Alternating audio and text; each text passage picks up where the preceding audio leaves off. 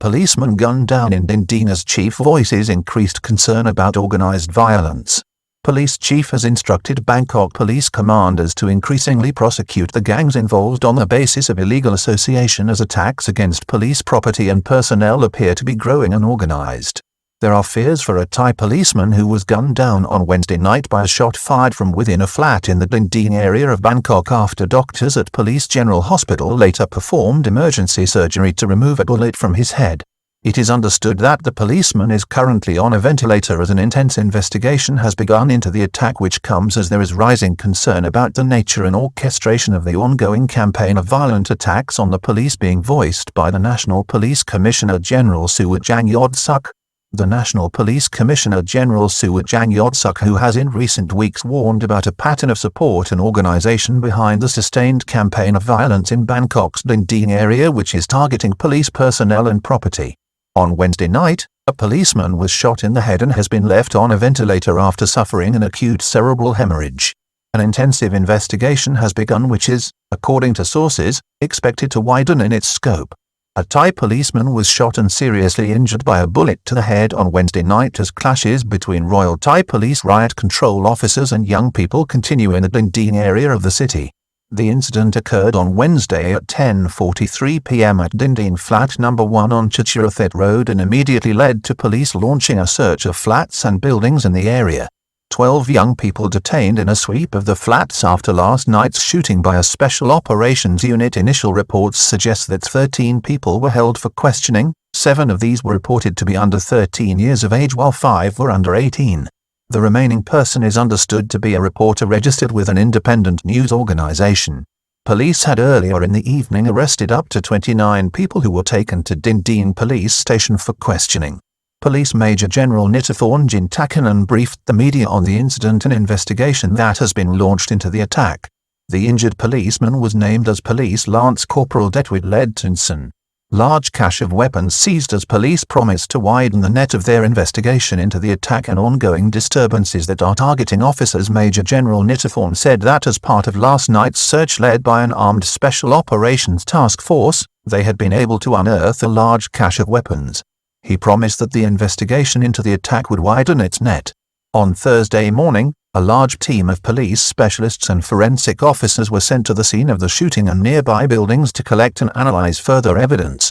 The National Police Commissioner General Suwajang Yodsuk has, since the end of September, expressed serious concern about the nature of the clashes between police and protesters in the Din Daeng area.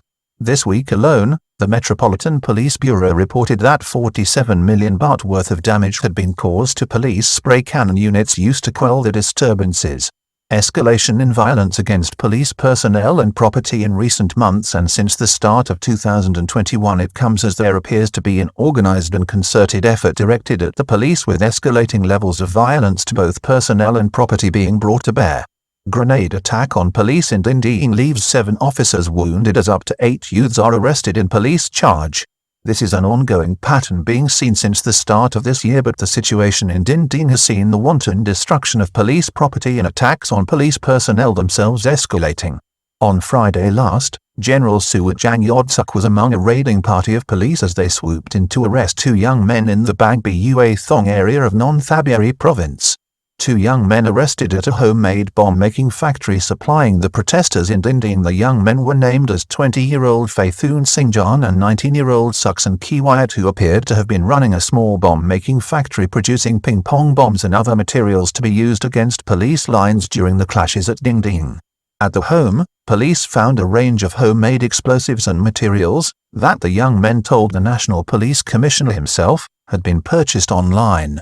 The materials included sulfur, potassium nitrate, flash powder, gravel and black tape.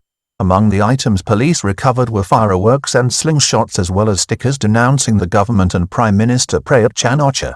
Bombs were delivered to a convenience store in exchange for cash from those attacking police lines. A motorbike and pickup truck were also seized by police as part of the investigation into the men's activities. It is understood the bombs were delivered to a certain convenience store near to those involved in the disturbances and paid for in cash.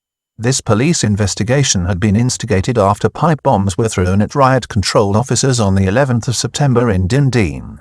General Seward has increasingly voiced alarm at the nature of these activities, and investigators have begun a probe into the background to the protests to see if there are operators behind the prolonged and dangerous clashes between riot police and the protesters. Police believe the burning and destruction of 6 police booths in the early hours of the 23rd of September last was carried out by a gang of 30 people on motorbikes in the early hours of the morning of Thursday the 23rd of September last, following violent clashes again between police and young people in Din Daeng the night before. A series of 6 police traffic booths were burned out at locations on the road network nearby at junctions located at Saphon Quay, Pradiphat, Ratchaprasong, Urapong and Mit Samphan. The Deputy Chief of the Metropolitan Police Bureau Police, Lieutenant General Pakapong Pongpatra, later revealed that police investigators had concluded that 15 motorbikes and 30 people were involved in the attacks, which led to the police commissioner giving orders to commanders to change policing tactics and the approach to these disturbances.